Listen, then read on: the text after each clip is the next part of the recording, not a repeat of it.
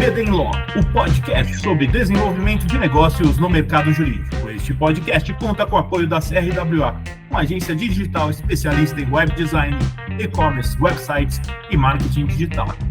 CRWA, há 14 anos entregando performance e resultados de comunicação. TKRA Contabilidade, a contabilidade certa para o crescimento da sua empresa. Já ouviu falar em Legal Design? Não? Procura por Bits Legal Design, criando documentos que qualquer pessoa entende. A inteligência artificial é capaz de simular e realizar processos humanos por sistemas computacionais, como aprendizado, raciocínio e tomada de decisões. Se aplicada com ética, a IA pode ajudar as empresas a otimizar operações, personalizar experiências, prever tendências e tomar decisões mais embasadas, ao mesmo tempo que respeita valores fundamentais como privacidade, transparência e inclusão.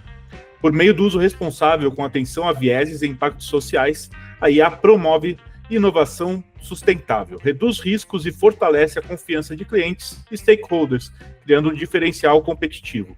Este é o tema de hoje no BD Law, podcast sobre desenvolvimento de negócios no mercado jurídico. Sejam muito bem-vindas e bem-vindos. Eu sou seu host, Gabriel Bedini, especialista em desenvolvimento de negócios no mercado jurídico. Estamos aqui com Maurício Tamer, advogado, doutor em Direito e coordenador e professor de cursos de graduação, pós-graduação e in company.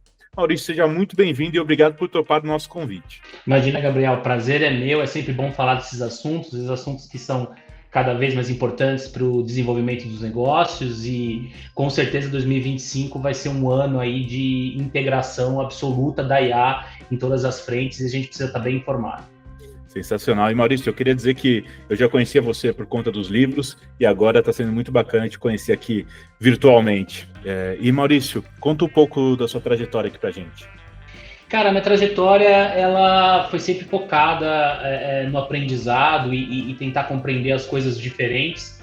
E aí acabou que eu desemboquei aí nos assuntos de advocacia, direito e tecnologia, enfim, e tenho participado nesse sentido. Eu me formei em 2012, de lá para cá eu tenho advogado, sempre pensando no negócio, então acho que o teu podcast é um podcast muito feliz, não só porque eu sou um ouvinte assíduo, como eu acho que, enfim, eu encontrei talvez o ecossistema legal aí para a gente conversar daquilo que eu acredito, que é justamente a gente tentar plugar as coisas, né? Eu acho que o advogado, eu procurei na minha formação sempre buscar entender o que o negócio precisa e como que isso pode se desenvolver em termos de regulação. E eu acho que isso é cada vez mais importante. A gente vai poder falar um pouco sobre isso. Trabalhei no setor público também, no Ministério Público Federal, no Ministério Público Estadual, enfim. Advogo aí, já estou indo para uma carreira de... Cada vez que eu venho falar sobre isso, eu lembro quanto que eu sou velho, então acho que estou indo aí para uma carreira de quase 14 anos aí de profissão. Pô, sensacional, Maurício. Você sempre quis fazer direito, não? Olha, sempre eu acho que é otimista da minha parte. Eu transitei ali por outros assuntos que eu gostava muito, sempre gostei muito de economia, gostava muito de arquitetura. Gosto muito até hoje de arquitetura e de história, sobretudo, mas eu abandonei a arquitetura depois que uma amiga minha falou para mim que os projetos eram todos prontos em modelos, e aí eu falei assim, não é isso que eu quero, porque eu gostava de desenhar, gostava das ideias, etc., e acabei desembocando no direito, porque a minha família é da área, meu pai é servidor público aposentado, então foi uma área que eu tinha um pouco mais de vivência e interesse. Tive aquele momento inicial da faculdade de encantamento pelo concurso público, depois entendi que não era para mim, justamente porque na advocacia eu posso ter mais liberdade para plugar essas outras coisas que eu tanto gosto. Sensacional. E Maurício, eu queria então ir direto no ponto aqui, como que você define o nosso tema de hoje, a inteligência artificial, e quais são os aspectos mais relevantes para o campo jurídico, na sua visão? Olha, essa é uma ótima pergunta e, ao mesmo tempo, é a pergunta de $1 milhão. Não vou ser pretencioso de trazer uma definição fechada para isso. A nossa própria regulação, ela está caminhando em projeto de lei justamente com essas dificuldades. Eu acho que a gente pode tentar condensar um entendimento simples daquilo que não é simples, mas acho que para todo mundo entender, né? Quando a gente fala de um sistema de inteligência artificial, a gente fala de um sistema muito complexo. Então, todo mundo pega aí o seu computador do dia a dia, multiplica isso em 1000 vezes, tem alguma coisa muito capaz de realizar processamento, que utiliza uma grande massa de dados, então não é à toa que a gente vive aí o pico da inteligência artificial nesse momento, porque justamente a nossa sociedade é uma sociedade já datificada, não existem negócios, não existem atividades sem dados hoje, isso é uma verdade, então esses dados estão disponíveis e esses sistemas são treinados. De uma maneira simples, e aí a utilização desses sistemas são variados, ela há um momento, uma fase de coleta ou de inserção desses dados, há um momento de processamento, entendimento, identificação de padrões, e há um terceiro momento de output, de saída desses dados, de saídas de informações. Isso pode ser identificações de padrão, isso pode ser decisões, isso pode ser definição discriminatória de pessoas, que a gente vai poder talvez falar um pouco mais sobre isso. Essa é uma estrutura de um sistema de inteligência artificial. Por que a gente fala que ela, em dada medida, e aí de uma forma simples, replica ou simula comportamentos humanos? Porque a inteligência mesmo, esse campo não lógico do ser humano, ele ainda não é alcançado, e se tiver algum neurocientista ouvindo a gente, talvez concorde, eu só sou um aventureiro nisso. Quando a gente fala de um sistema de simular comportamentos humanos, é porque, em linhas gerais, a nossa capacidade de inteligência, ela é muito por conta disso. Então, nós usamos os nossos sentidos para identificar o mundo à nossa volta, categorizar aquilo num processo extremamente instantâneo na nossa cabeça e extrair resultados. Quando a gente fala de um processo de inteligência, eu olho para uma maçã e olho para uma calculadora e eu como a maçã, porque eu associo que a maçã é um alimento e eu vou responder daquela forma. Eu sempre convido a todo mundo a pensar, quando as pessoas estão vendo aqueles vídeos de animais ou que tem pets em casa, fala assim, nossa, ele é muito inteligente. Por que você fala que ele é muito inteligente? Porque intuitivamente você identifica nele a mesma capacidade que você tem de identificar alguma coisa e dar uma resposta esperada para aquilo. Esse é um processo de inteligência que é naturalmente biológico, bem superficialmente, mas acho que serve para todo mundo entender. A artificialidade ela é a criação disso por meio de um sistema computacional. Então, a inteligência artificial vai ser sempre essa capacidade de identificar coisas, estabelecer padrões, muitas vezes com muita profundidade e falta de transparência, e entregar resultados. Onde que isso toca no direito? O direito ele vai aparecer como um mecanismo de regulação da vida em sociedade. Então, ele vai identificar comportamentos e vai estabelecer padrões buscados desses comportamentos, sanções daqueles comportamentos que são, em tese, inadequados. A inteligência artificial ela vai simular comportamentos. Então, ela traz uma certa ruptura no direito posto.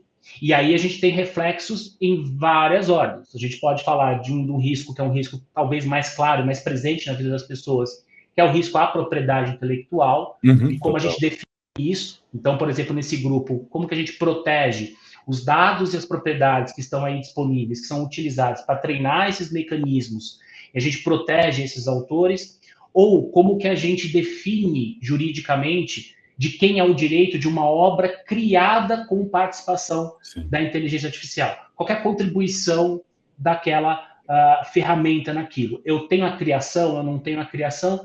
Então, esse é um campo.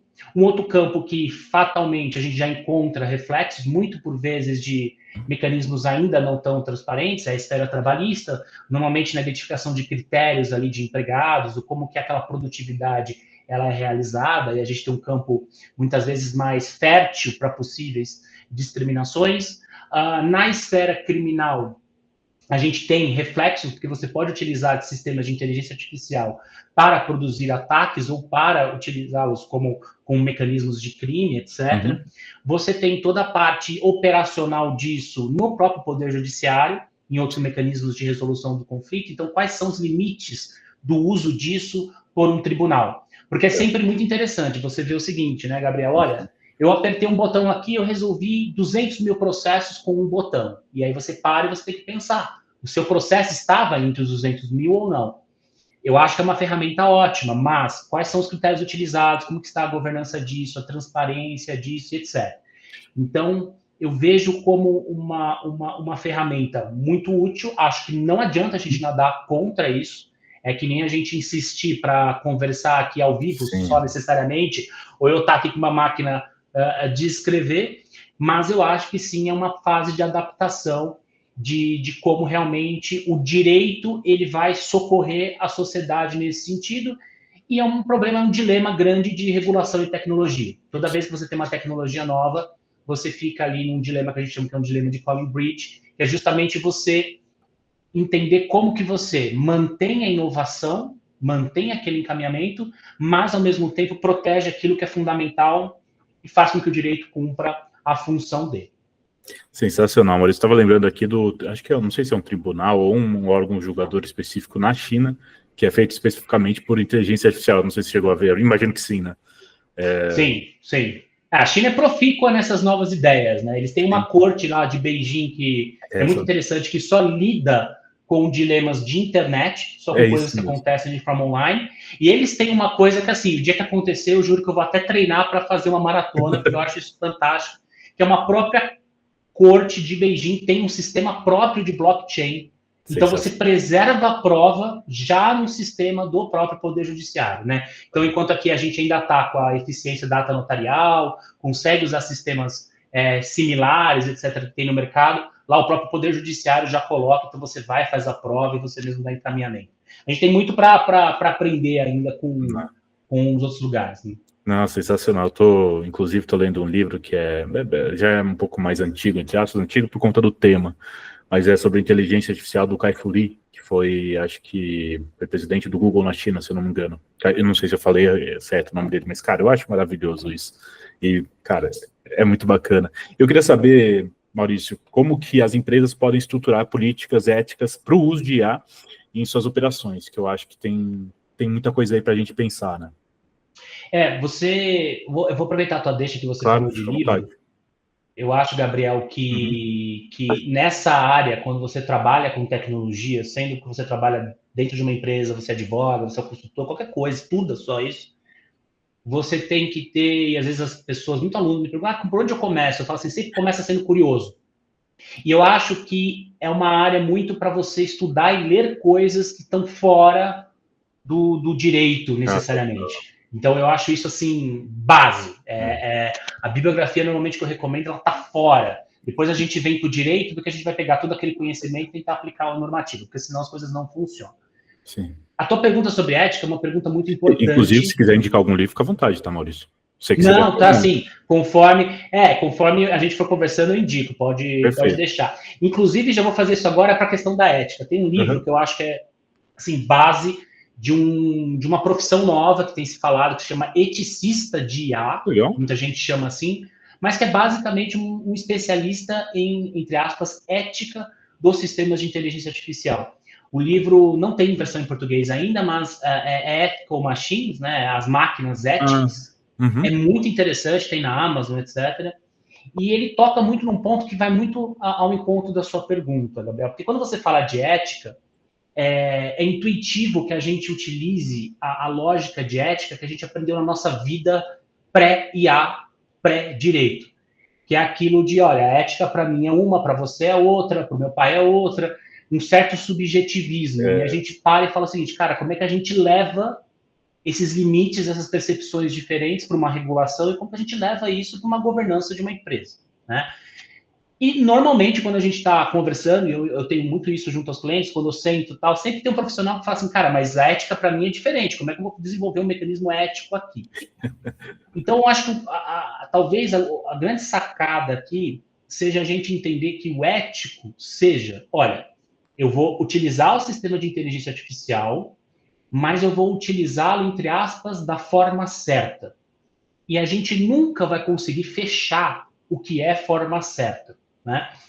Assim como a gente nunca consegue fechar uma série de tomadas de decisão e que aí vão reduzir numa perspectiva de risco do que a empresa quer assumir, da imagem que ela vai ter, etc. Mas quando eu falo isso para as empresas, eu tento delimitar isso de uma forma melhor com alguns focos de atenção. Então, o que é eu desenvolver ou utilizar um sistema de inteligência artificial de forma ética? Primeiro ponto, eu evitar os vieses. Esse é um primeiro caminho. Porque a partir do momento que eu tenho consciência de que eu posso ter resultados enviesados, esses resultados eles vão ser resultados que não vão condizer com a verdade.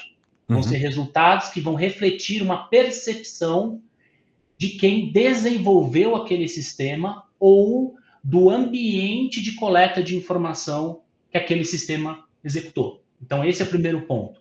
Como que eu consolido na minha empresa evitar esses vieses? E aí eu vou dar um exemplo simples para você. Imagina que uma empresa quer adotar um algoritmo para extrair resultados para promover a demissão de colaboradores. Ela adota aquele algoritmo e ela tem um resultado em que ela recebe uma recomendação de demissão de 70% de mulheres, 30% de homens. Eu tenho aqui uma discrepância, claro, com potencial discriminatório. Aí eu tenho que andar para trás. Quem desenvolveu aquele sistema? Como que aquele sistema foi testado? Foi avaliado? Se eu desenvolvi aquele sistema com 10 pessoas, 10 homens, brancos, cis, etc., eu parto da premissa de que eu já tenho um viés. Agora, se eu desenvolvi aquele sistema com 50-50, por exemplo, eu tenho uma chance de reduzir aquele viés. Se eu tenho mulheres também monitorando os resultados daquele sistema. Então, quando a empresa vai estabelecer a governança dela e vai definir papéis, colocar isso em documentação, ela tem que trazer uma diretriz muito clara e assertiva no sentido de que os desenvolvimentos e o uso serão contemplados e apenas permitidos no caso de mecanismos que reduzam os viés. Um outro foco importante é a explicabilidade daqueles processos. A empresa, ela não é obrigada a explicar por que ela está usando o IA. E isso é muito importante, porque quando a gente olha a regulação, a gente olha a própria LGPD, que traz sempre a ideia de transparência, lá no final, e não tinha como ser diferente, tá, transparência, preservado o segredo de negócio. O que é o segredo de negócio? É a minha tomada de decisão. Por que eu demiti 5 pessoas e eu estou usando um sistema de inteligência artificial? Isso eu não preciso explicar para ninguém.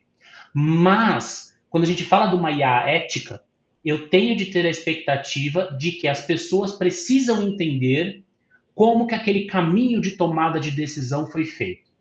Da onde vêm aqueles dados, que dados foram considerados, quais foram os critérios e por que eu tenho esse resultado. Então, estabelecer uma governança que explique isso.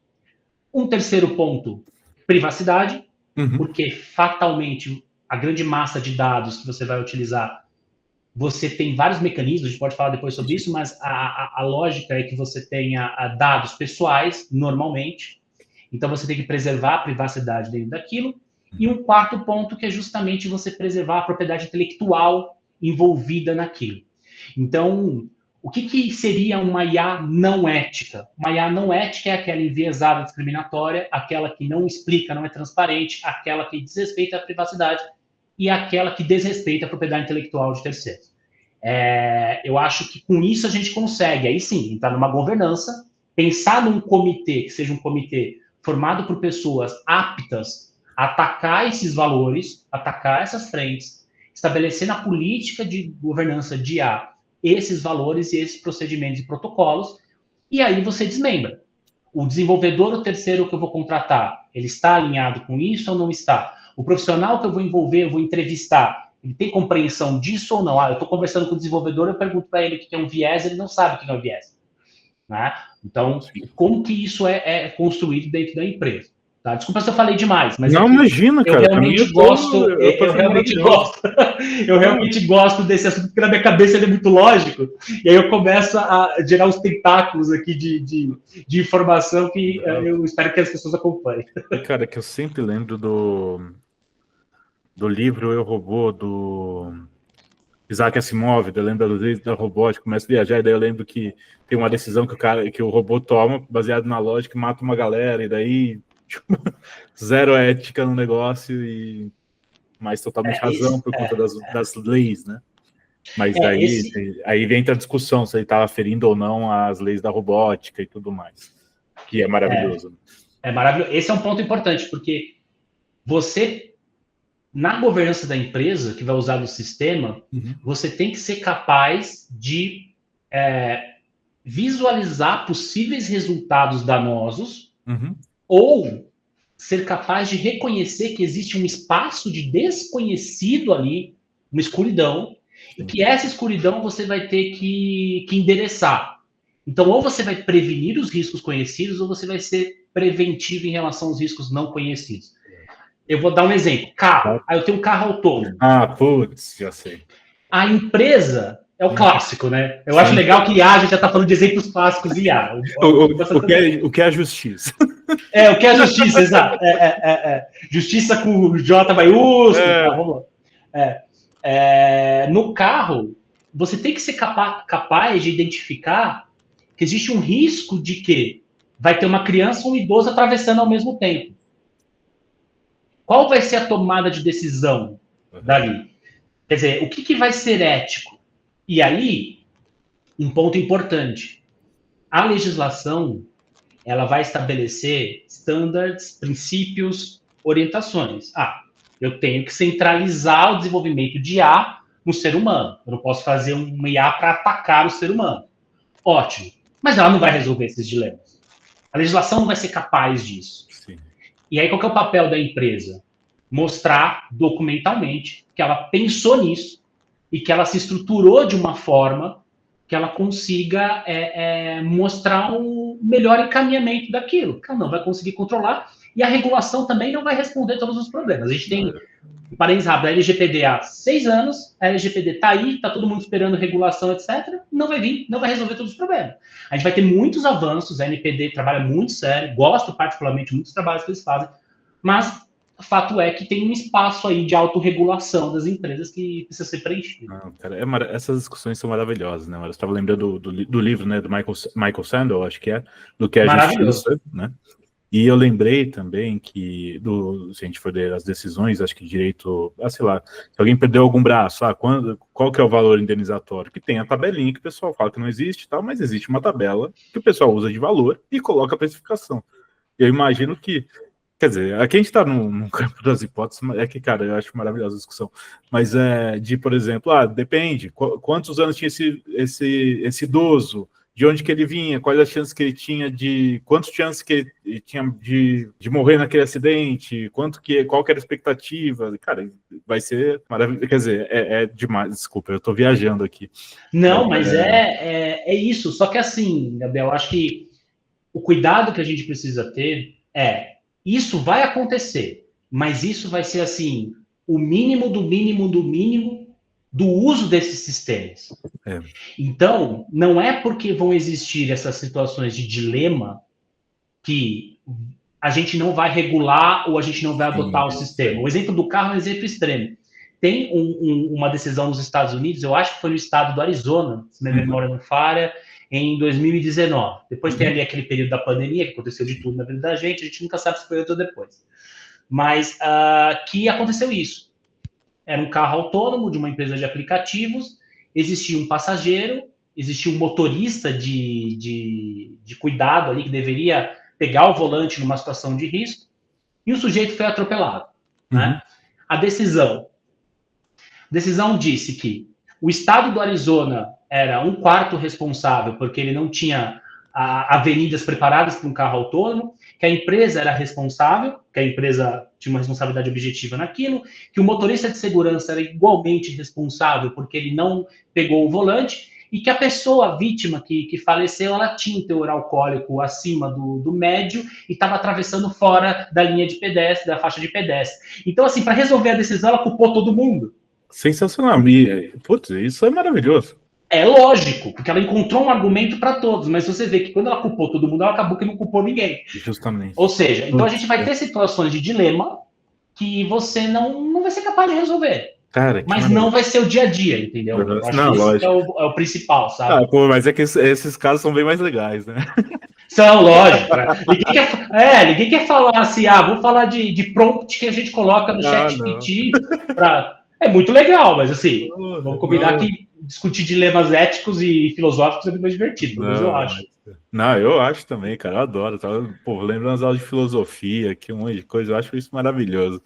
E Maurício, eu queria saber, né, quais as práticas que as empresas podem tomar para diminuir o risco de preconceito, discriminação dos algoritmos e como que eles podem usar isso no sistema de recrutamento e seleção, né? Porque eu imagino que hoje, com o volume que você recebe de candidatos, alguma forma de inteligência artificial já deve estar sendo usado, eu imagino, pela maioria das empresas, ou vão começar a utilizar, né? Então, eu queria saber a sua opinião. Cara, essa é uma ótima pergunta. Eu acho que por uma grande razão. Quando a gente fala de recrutamento e seleção, é um grande exemplo, porque esse tema aponta de um grande iceberg. Sim. Ele envolve legislação trabalhista, que é uma legislação fechada, aguda do ponto de vista regulatório, com entes de fiscalização, como o Ministério do Trabalho e o Ministério Público do Trabalho, muito atuantes. Então, é muito mais próximo da gente ter uma discussão sensível para a empresa do que a gente ter, eventualmente, uma discussão, como a gente estava falando, um ponto mais filosófico, né?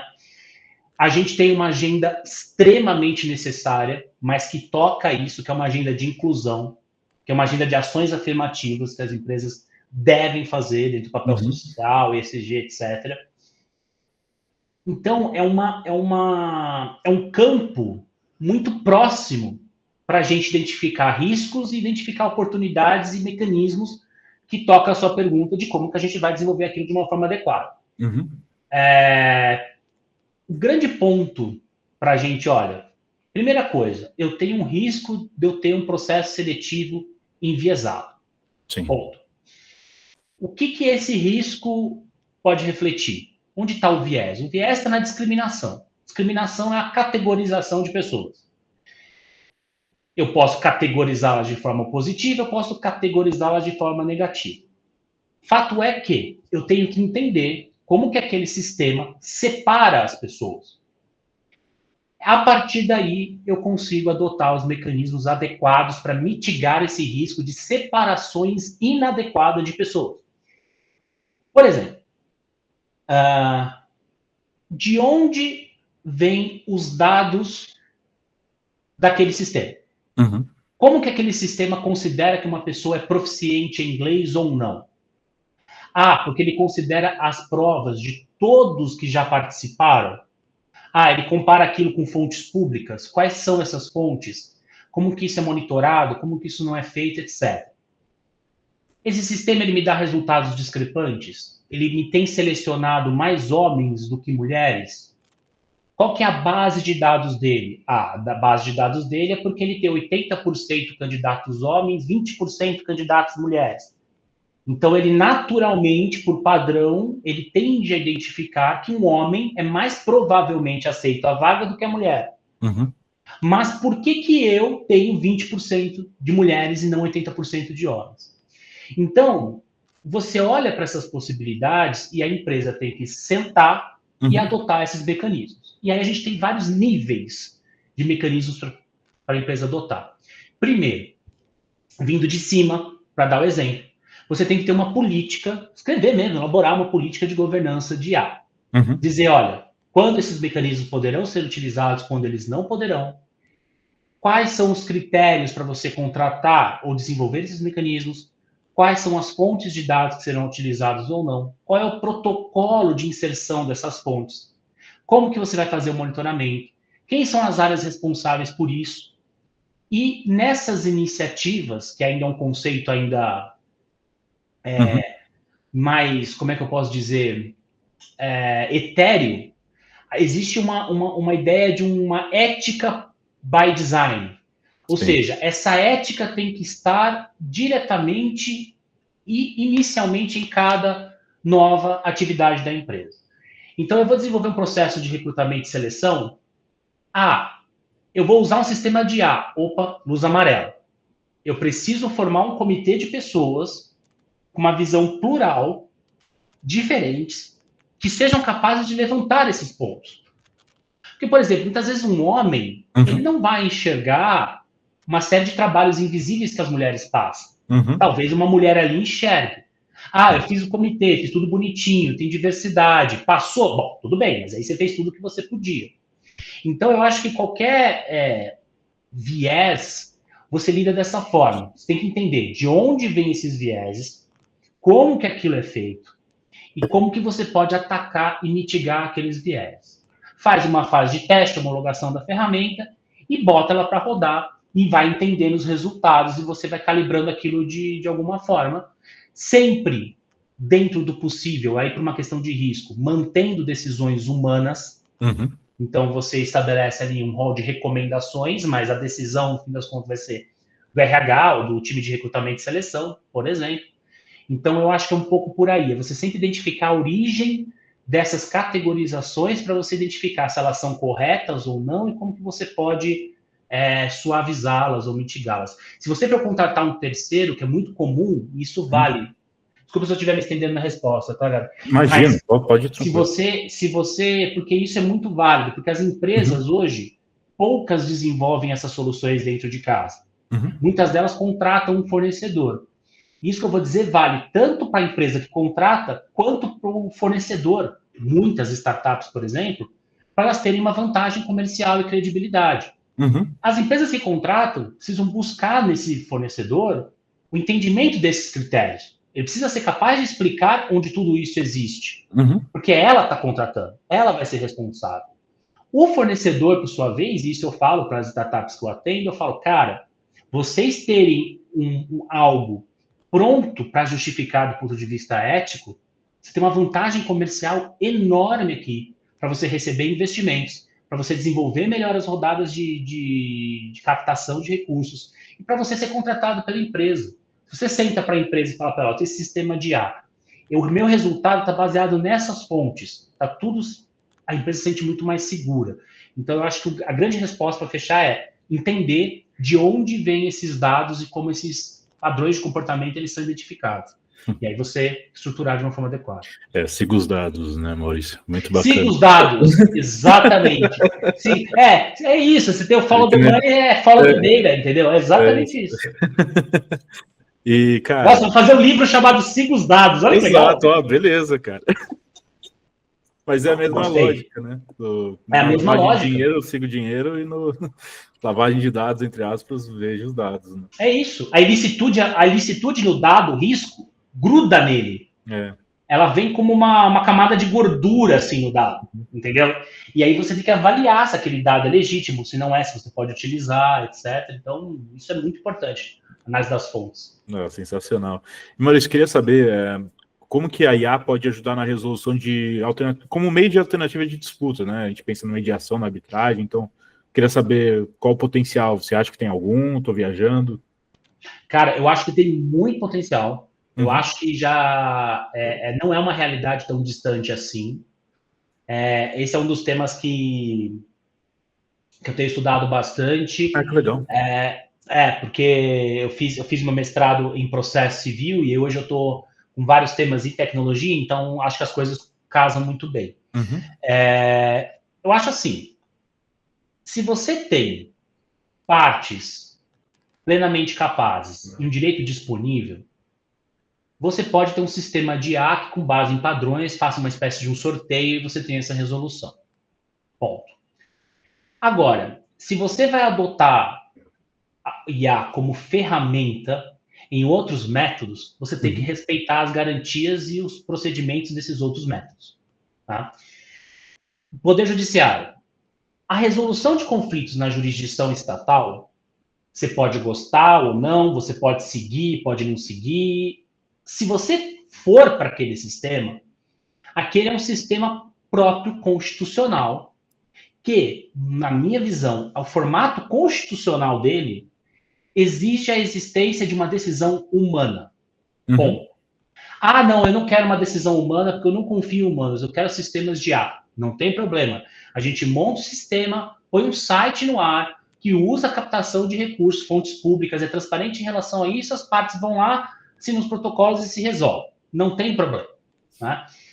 Dentro do Poder Judiciário, o grande limite, para meu ver, é o devido processo legal. Total. Então, você vai poder desenvolver, usar como ferramenta, seja para você classificar e categorizar emendas, seja para você identificar processos de causas semelhantes para você decidir em forma conjunta, seja para você dar estimativas de prazo, seja para você mapear, fazer um grande mapeamento de dados no tribunal para saber se uma vara, um foro novo é necessário ou não. Tudo isso, como ferramentas, eu acho que é ótimo. No Poder Judiciário, eu só acho que você não pode substituir a decisão humana. E aí, substituir a decisão humana não é só o dispositivo da decisão. É você substituir as etapas disso. Porque se você usar um sistema que é um sistema errado ou não transparente, do qual você não tem controle, que vai separar processos para você e deixou de fora processos que deveriam estar ali, ou incluiu processos que não deveriam estar ali, o processo de decisão ele já nasce contaminado. Sensacional. Então, eu entendo que no Poder Judiciário você tem que tomar muito esse cuidado. Na arbitragem, da mesma forma, porque a arbitragem ela também é um processo jurisdicional que no formato como ela foi recepcionada na nossa Constituição, a gente pegar a decisão lá de trás da recepção da lei de arbitragem, ela foi categorizada como uma jurisdição privada, tem natureza contratual, etc. Mas assim, no fim do dia, ela vai pressupor a decisão por árbitros. Em uma mediação, se você puder usar esse sistema para você levantar informações, para que você retire percepções que distanciam as partes e você possa reaproximá-las por conta daquilo, eu acho ótimo. Se você quiser utilizar sistemas de IA para você mostrar em conciliação, na proposta que você vai dar para as partes, olha, esse é um caminho melhor, esse é o caminho que traz mais resultados, esse foi um caminho que a gente conseguiu melhor, então não vai adiantar vocês ficarem seguindo por aqui, eu acho que é completamente válido. Existe uma outra parte ainda que eu acho que é muito importante, que é a prevenção de conflitos e o design de sistemas de disputa. Que aí o que acontece? Você olha para as empresas como um lado da história e essas empresas têm usado sistemas de inteligência artificial para mapear suas demandas, mapear suas carteiras de contencioso, entender onde estão os problemas. Então vamos imaginar que é o seguinte, uma empresa de telefonia, só por hipótese, ela tem lá 10 mil casos. Ela bota o sistema de IA para levantar a informação e desses 10 mil casos, ela identifica que 2 mil houve um atendimento via saque que não foi satisfatório. Ela pega esse recorte de 2 mil e entende o que é aquele atendimento de saque não satisfatório. De repente, ela identifica a razão daquele problema fazendo esse estudo. Então, o IA entra aí como um sistema de mapeamento de decisões.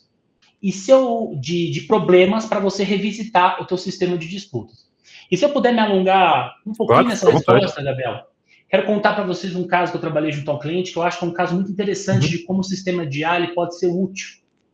Né? O que acontecia? A empresa ela estava enfrentando uma ação civil pública do Ministério Público do Trabalho, que questionava no judiciário a entrega de EPIs. Equipamentos de proteção individual ali para todo mundo entender. Era uma ação civil pública que questionava a entrega disso num corte temporal ali de 12 anos, 13 anos, alguma coisa assim. E foi feito um laudo pericial que dizia que não era possível comprovar a entrega dos IPIs. Ou seja, se uma empresa tem o ônus de comprovar a entrega em um laudo pericial independente diz que não é possível, a consequência próxima vai ser, muito provavelmente, a condenação. A empresa trouxe aquilo e a dor da empresa era muito interessante. Ela falou assim, Maurício, a gente tem aqui uma série de ações individuais que foram feitas ao longo desse tempo e que foi entregue o EPI. Eu tenho prova nas ações individuais.